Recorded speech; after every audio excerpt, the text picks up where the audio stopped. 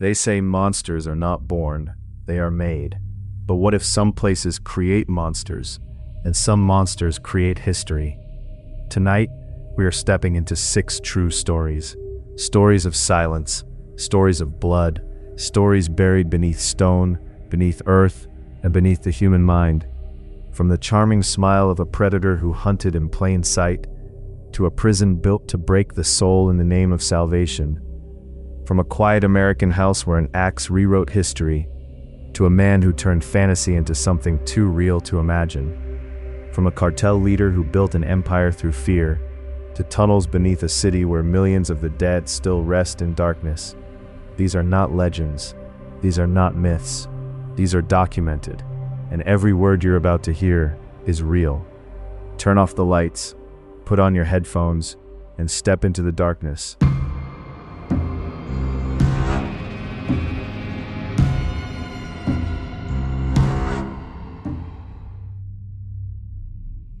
There is something deeply unsettling about ordinary faces. A neighbor, a classmate, a man who smiles politely. In the 1970s, across quiet American towns, young women began to disappear. No signs of forced entry, no witnesses to violence, only absence. Behind those disappearances was a man named Ted Bundy. He did not look dangerous. He studied psychology. He volunteered in political campaigns. He had relationships. He blended in, and that was the most dangerous thing about him. Bundy was born in 1946. His early life carried confusion about identity, raised believing his mother was his sister. A fractured beginning, a quiet emotional distance that followed him into adulthood. People who knew him described him as intelligent, controlled, sometimes distant. But inside, something was forming, a need not just to hurt, but to dominate. In 1974, near the University of Washington, the pattern began. Young women were approached by a polite man with an injured arm. He asked for help carrying books. He thanked them. He smiled, and then they vanished. Bundy understood human psychology. He understood trust. He didn't chase his victims. He invited them closer. Once inside his Volkswagen Beetle, control shifted instantly. The mask disappeared. What followed was calculated violence. Investigators would later discover that Bundy revisited crime scenes. He returned to the bodies, not for necessity, for possession. Control for Bundy did not end with death. As the months passed, disappearances spread across states: Washington, Oregon, Utah, Colorado. Law enforcement agencies struggled to communicate across state lines. There was no shared database, no centralized tracking. Bundy moved freely, invisible in plain sight. In 1975, he was finally arrested. But even in custody, he believed he was smarter than everyone in the room. In 1977, he escaped from a Colorado courthouse by jumping from a second-story window. He was caught. Months later, he escaped again, squeezing through a hole in the ceiling of his jail cell after carefully losing weight. It wasn't just escape, it was performance. He needed to prove superiority. He fled to Florida, and something changed. On January 15, 1978, he entered the Chi Omega sorority house at Florida State University. This time, there was no manipulation, no careful setup, only raw violence. The attacks were faster, more chaotic, more desperate. The illusion of the controlled predator was collapsing. Weeks later, he abducted 12-year-old Kimberly Leach. The crime shocked the nation. This was no longer a hidden predator moving quietly between states. This was a man unraveling. He was arrested in February 1978. The trial that followed became one of the first nationally televised murder trials in America. Bundy chose to represent himself. He questioned witnesses, objected to prosecutors, smiled at cameras. He enjoyed the attention. Even in chains, he sought control. Some spectators wrote him letters. Some said they saw innocence in his eyes. That is the unsettling truth about charisma. It does not disappear when exposed. It adapts. For years, Bundy denied responsibility. Then, shortly before his execution, he confessed to more than 30 murders. Investigators believe the number may be higher. What you are about to hear is the confession of Ted Bundy. Using a briefcase and some crutches, and a young woman walked down. I saw her round the north end of the block into the alley and asked her to help me carry the briefcase. When I reached the car, I knocked her unconscious with the crowbar, and I handcuffed her and drove away. She alive or dead? Oh, no, she was unconscious, but she was very much alive. Then I again knocked her unconscious and strangled her. On January 24th, 1989, he was executed in the electric chair. Outside the prison, crowds gathered. Some cheered, some simply watched. But long after his death, one question remained. How did no one see it? The answer is uncomfortable. Because evil does not always announce itself. It studies, it listens, it learns what you trust. Ted Bundy once said that serial killers are not monsters hiding in darkness. They are sons, they are husbands, they are men you might describe as normal. And that is why his story still disturbs us.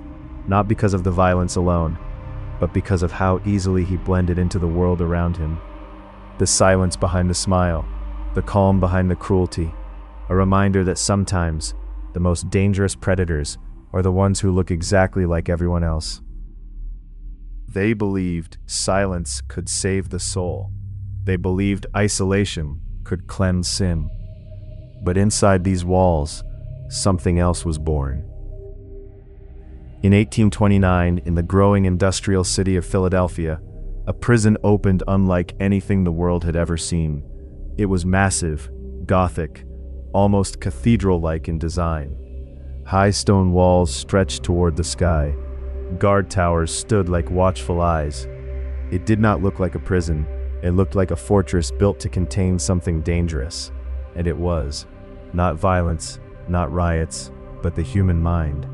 Eastern State Penitentiary was built on a radical idea. Instead of whipping criminals in public squares or throwing them into filthy, overcrowded jails, reformers believed criminals needed reflection, solitude, silence. They would isolate each prisoner in a private cell. No communication, no human contact, no shared meals, no shared air. Each man would sit alone with his guilt until he repented. That was the theory. The reality was different. Each cell was a small stone chamber with a heavy wooden door and a narrow feeding slot. Behind the door was another iron gate. Thick walls blocked all sound from neighboring cells. Above, a single skylight. Guards called it the Eye of God, because even in total darkness, you were being watched. Prisoners worked alone in their cells, making shoes, weaving cloth, crafting simple goods. They ate alone, slept alone, prayed alone. When they were moved through corridors, black hoods covered their heads so they would never see another inmate's face.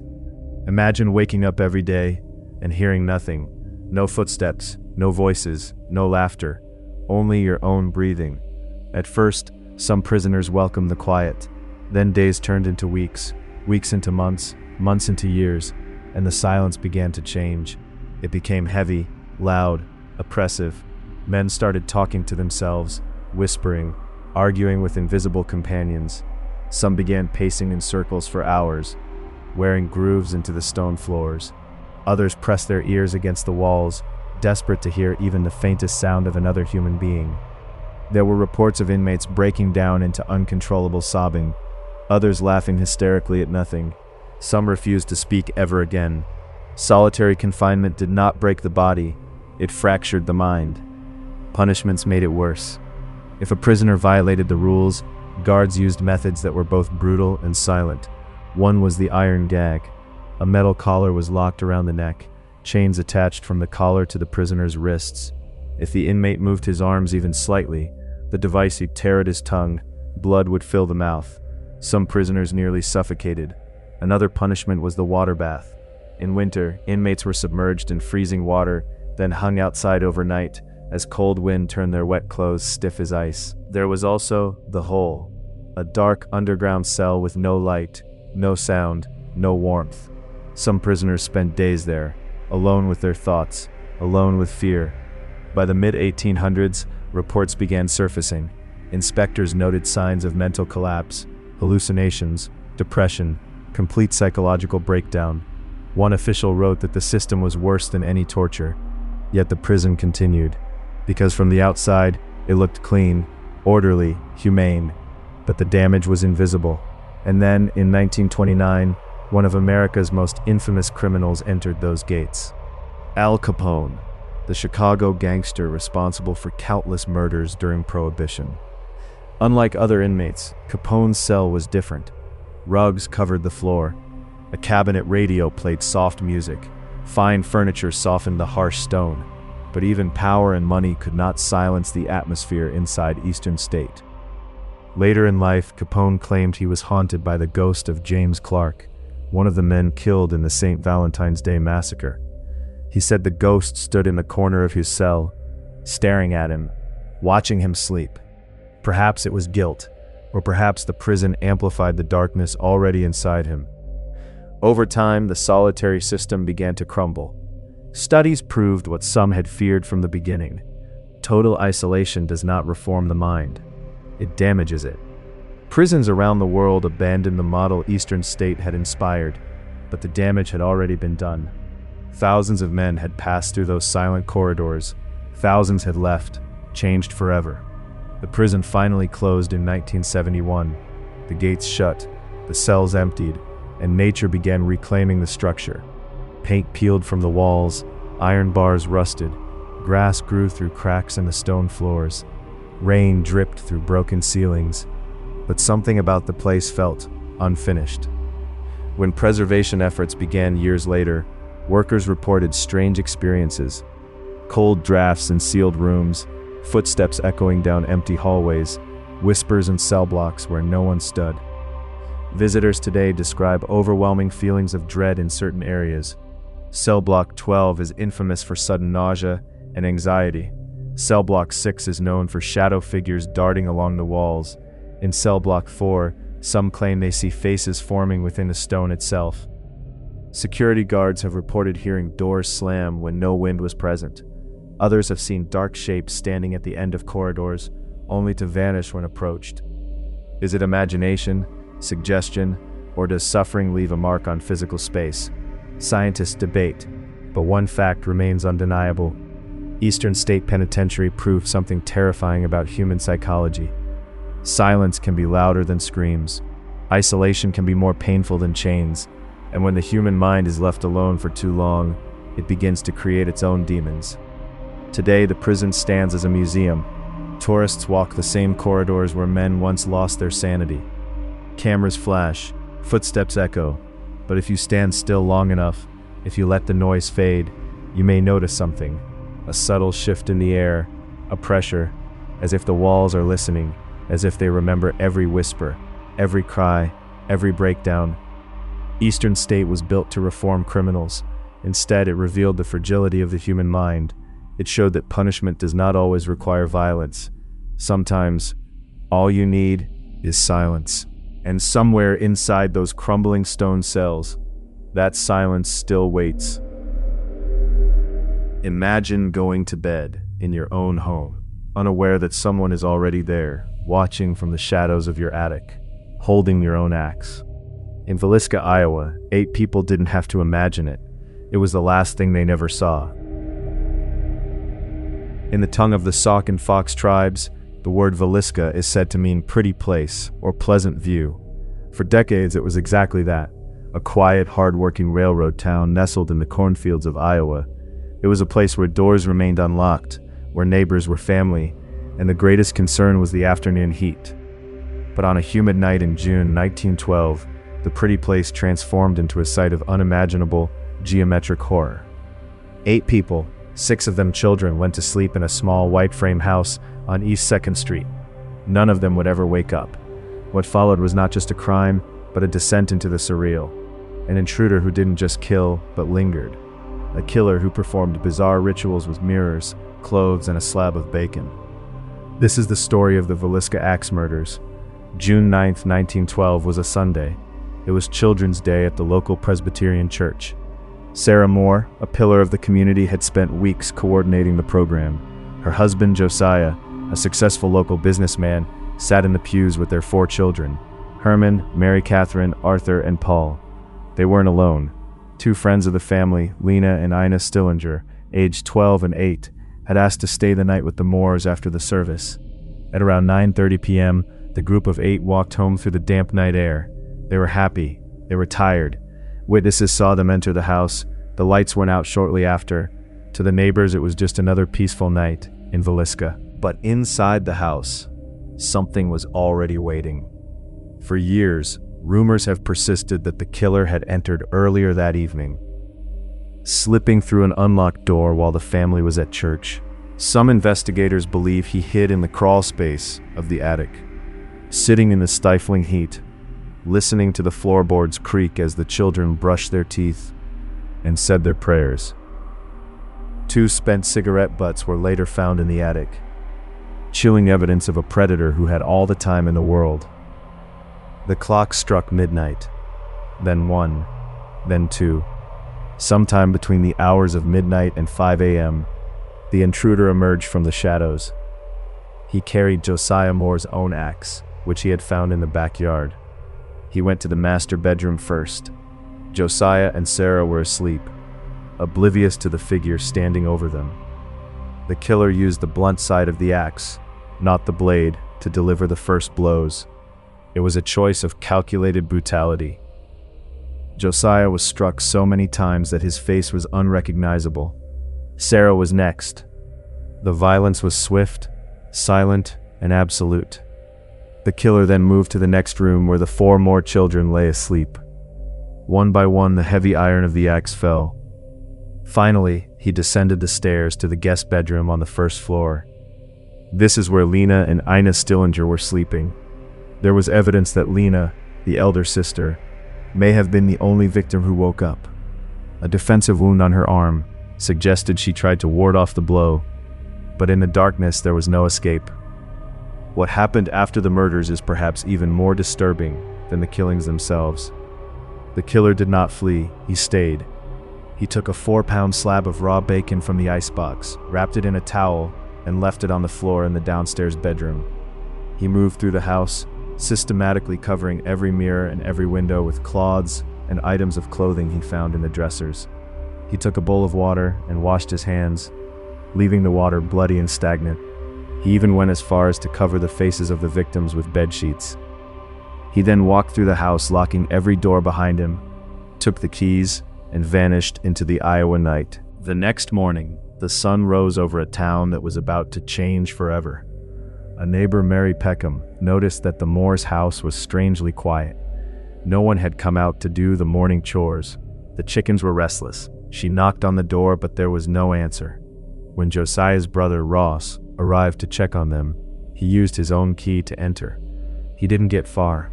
He stepped into the downstairs bedroom, saw the bodies of the Stillinger girls, and ran back out into the street shouting, "Something is wrong. Something is terrible." The investigation that followed was a masterclass in early 20th century chaos. Before the blood was even dry, hundreds of curious townspeople trampled through the house, destroying fingerprints and evidence. The local authorities were overwhelmed. They called in bloodhounds, but the dogs lost the scent at the edge of town. They called in private detectives, including the famous James Wilkerson, but the more they looked, the more the mystery deepened. The first major suspect was Frank Jones, a powerful state senator and a business rival of Josiah Moore.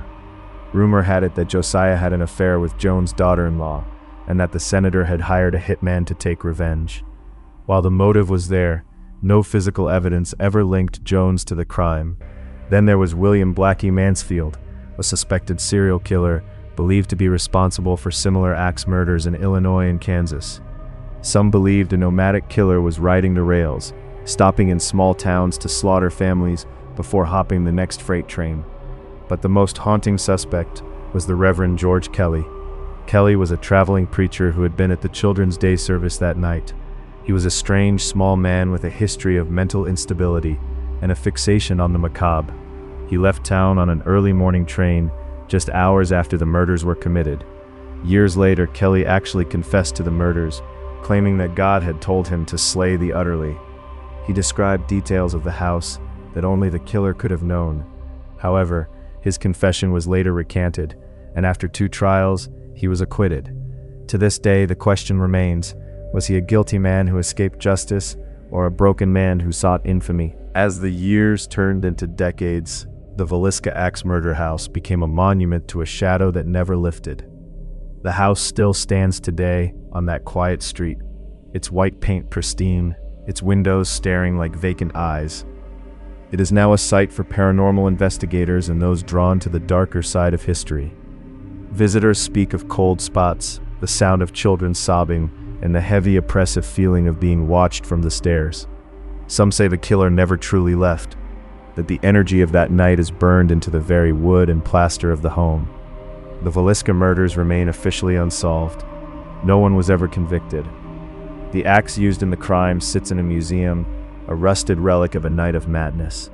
The 8 victims lie in the town cemetery, their headstones weathered by time, but their names never forgotten. We are left with a series of questions that may never be answered. Why the mirrors? Why the bacon? And who was the person who sat in that attic, waiting for the lights to go out? In the end, the pretty place keeps its secrets well. The silence of Villisca is no longer the silence of peace, but the silence of a mystery that refuses to die, echoing through the halls of a small white house, forever waiting for the truth to come home. In 2001, a man in Germany posted an ad online, looking for someone who wanted to be killed and eaten. Someone answered. In March of 2001, in the quiet German town of Rothenburg an der Fulda, a crime took place that would shock not only Germany, but the entire world. It was not a random act of violence. It was not a kidnapping. It was not a crime driven by rage. It was planned, agreed upon, and recorded. At the center of it all was a man named Armin Meiwes. Born in 1961, Meiwes grew up in a fractured home. His father left when he was young, and he was raised by a strict, emotionally dominant mother. He was described as shy, isolated, and withdrawn. As a child, he created imaginary friends, companions who would never leave him. Over time, those fantasies evolved. As he entered adulthood, Meiwes developed a disturbing obsession, a desire for complete control, and an extreme fantasy centered around consuming another human being. Not out of hatred, not out of anger, but out of a twisted belief that it would create permanent connection. For years, it remained fantasy. Then the internet changed everything. In the late 1990s, obscure online forums began appearing, hidden spaces where people discussed extreme fantasies anonymously. Meiwes found one of those communities, and in 2001, he posted a message. He was looking for a man between 18 and 30 years old, physically strong, willing to be slaughtered and eaten. It sounds impossible, unreal, but someone answered. His name was Bernd Brandes, a 43-year-old engineer from Berlin. Unlike a typical victim, Brandes was not forced. He willingly traveled to Meiwes' isolated farmhouse in Rothenburg. The two had communicated for months. They discussed details, they set expectations, they agreed. In March 2001, Brandes arrived at the house. What followed was filmed on video. The footage, later recovered by police, showed long conversations, calm discussions, even moments that appeared disturbingly ordinary. The two men signed a document acknowledging consent. Hours passed. Eventually, Meiwes killed Brandes. Over time, he dismembered the body and stored parts of it in a freezer.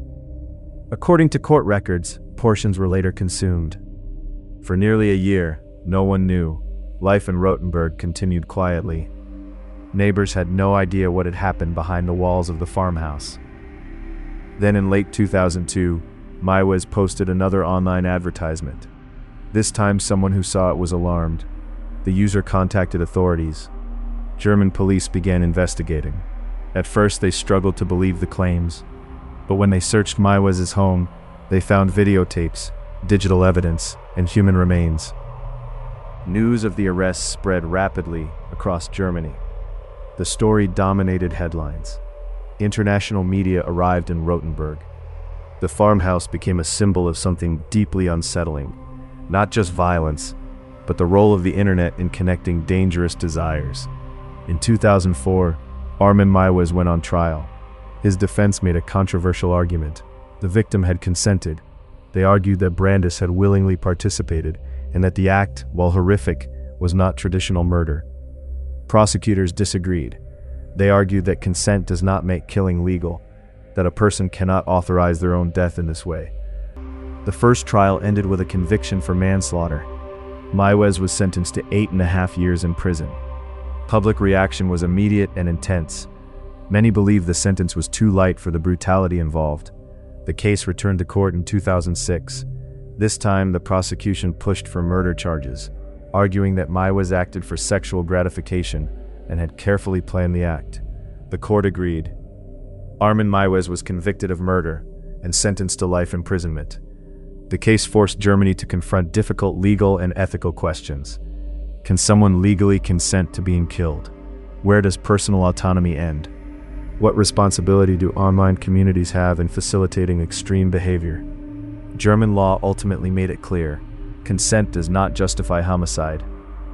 Today, Meiwes remains in prison in Germany. Psychologists who studied him described him as intelligent, cooperative, and aware of his actions. He later claimed remorse, stating he wished to discourage others from following similar fantasies. But the case continues to disturb people across Europe. Not because of the number of victims, there was only one, but because of the nature of the crime. It shattered assumptions about victimhood. It exposed the hidden corners of the early internet, and it forced society to confront a terrifying reality: that sometimes the most shocking crimes are not committed in anger, but in agreement. The farmhouse in Rothenburg still stands, quiet, ordinary, unremarkable, a reminder that behind normal doors, unimaginable things can happen, and that in the digital age, even the darkest fantasies can find an answer. He didn't just run a cartel. He built a private army. He shot military helicopters out of the sky and flooded the world with drugs. This is the terrifying true story of El Mencho and the explosive 2026 raid that finally killed him. In the shadowy, blood-soaked world of global cartels, few names command as much terror and as much mystery as Nemesio Oseguera Cervantes. To the authorities, he was a ghost. To the world, he was known simply as El Mencho. While other drug lords sought fame in the spotlight, El Mencho sought only absolute power. His story does not begin in a palace, it begins in the dirt. Born in July 1966 into extreme poverty in the rugged hills of Michoacan, Mexico, Nemesio was one of 6 brothers in a family that barely had enough to survive. He dropped out of school in the 5th grade to work in the local agricultural fields. Every day, beneath the blistering sun, he picked avocados for pennies, but he quickly realized a dark truth. The green gold of avocados kept a man in poverty, but the green fields of marijuana hidden deep in the mountains made men kings. By the time he was a teenager, he abandoned the orchards to guard illegal marijuana crops. In the 1980s, looking for a way out of poverty, Nemesio crossed the border into the United States. He made his way to California, but he wasn't there to work construction. He began building a street-level drug distribution network, dealing heroin and meth. His luck ran out when he was caught selling to undercover officers. He was sent to a federal prison in Texas for 3 brutal years, and eventually deported back to Mexico at the age of 26.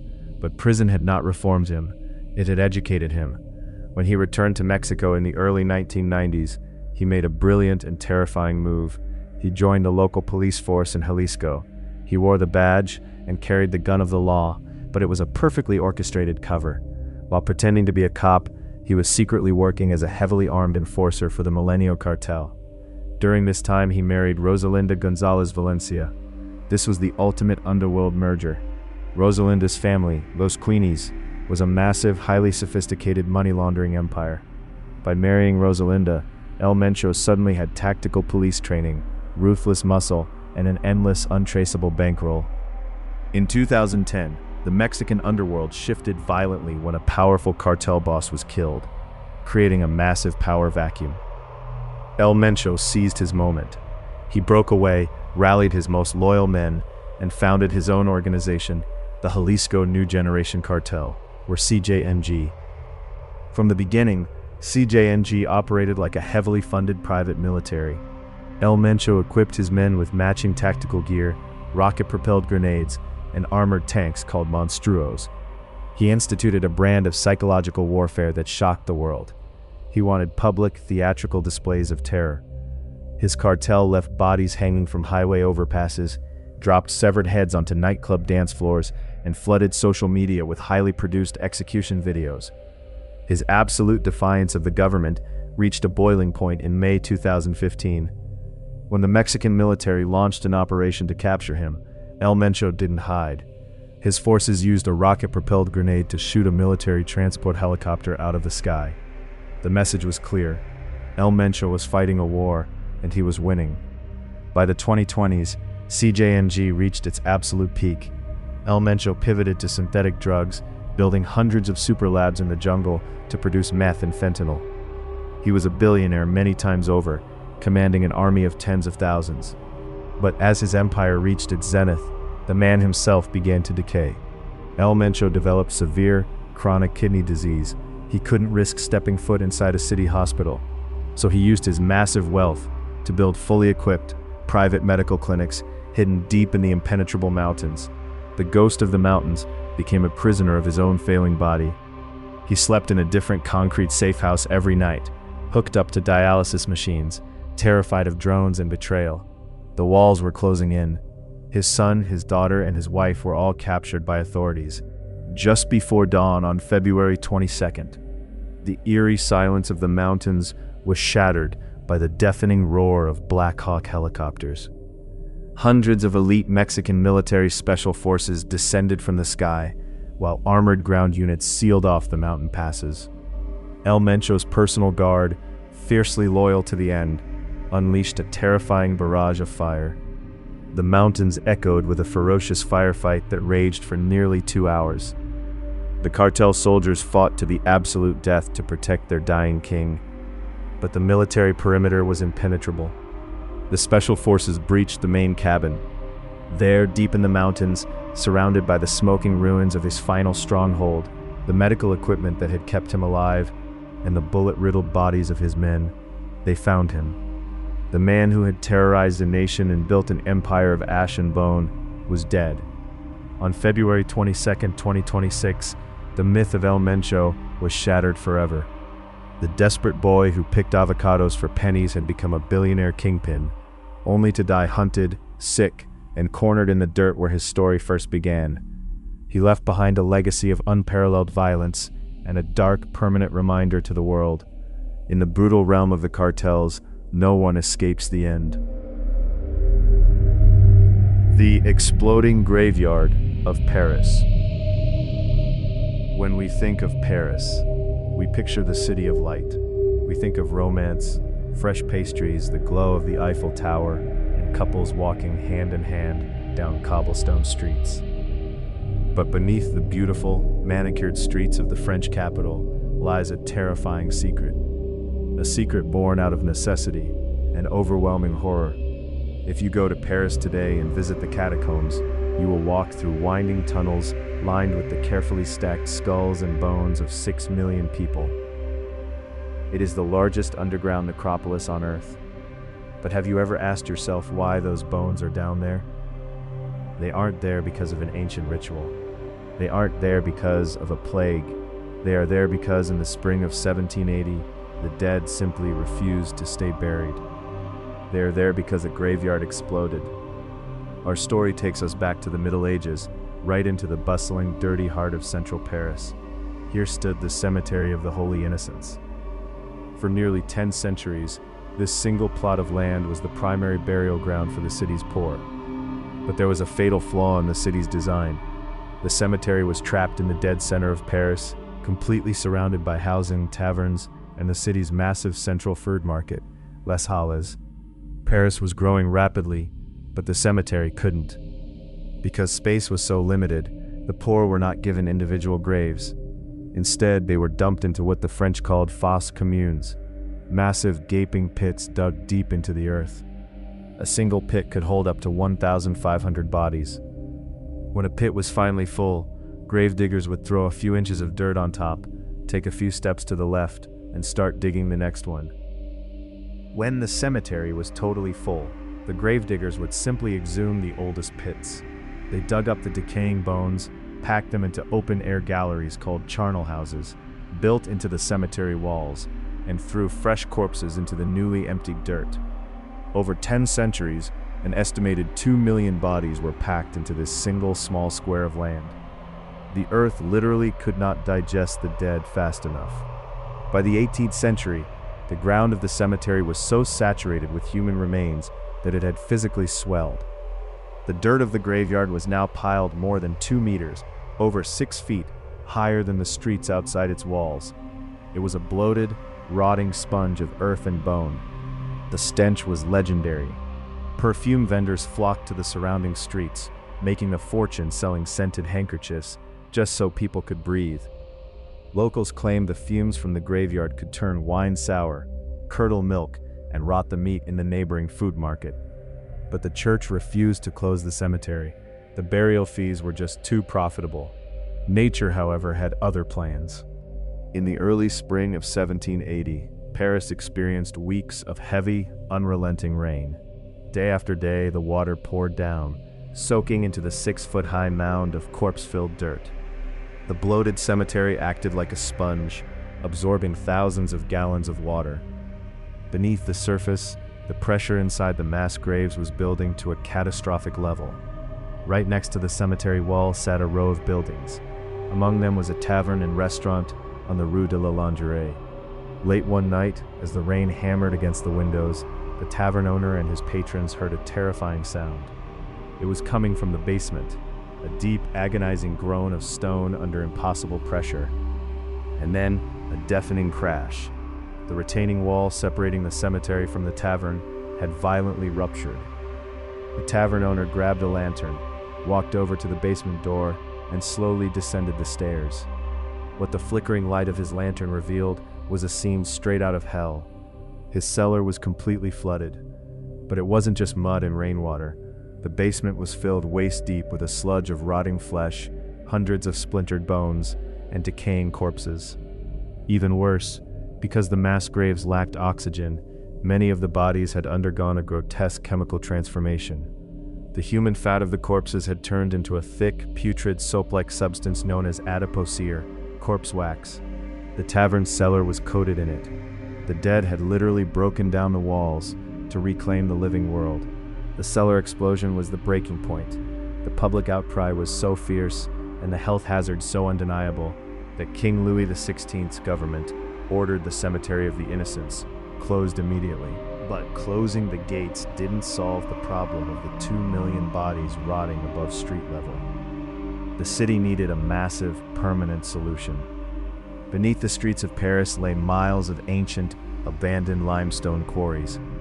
The city engineers realized these deep, cold tunnels were the perfect place to hide their shameful, rotting secret. Starting in 1786, an incredible and macabre operation began. Every single night at dusk, carts draped in heavy black cloth would line up at the cemetery gates. By torchlight, gravediggers shoveled thousands of bones out of the earth and loaded them into the wagons. Then, accompanied by priests holding lanterns and chanting the Office of the Dead, this grim parade would roll slowly across Paris. They dumped the bones down deep mine shafts, where workers below would meticulously stack them into decorative walls. This nocturnal procession of the dead continued every single night for 2 entire years. By 1788, the Cemetery of the Holy Innocents was finally empty. The site was paved over and transformed into a public herb and vegetable market. Today, if you travel to the first arrondissement of Paris, you can visit the square Joachim du Bellay. It is a lovely, peaceful plaza with a beautiful Renaissance fountain in the center. People sit on benches, sip espresso, and enjoy the Parisian sunshine. Almost none of them realize that they are drinking coffee in the exact spot where 2 million corpses once rested. But the dead of the innocents aren't truly gone. They are still there, deep underground, lining the dark, dripping walls of the Paris catacombs. A permanent monument to the time Paris ran out of room and the dead came bursting through the walls.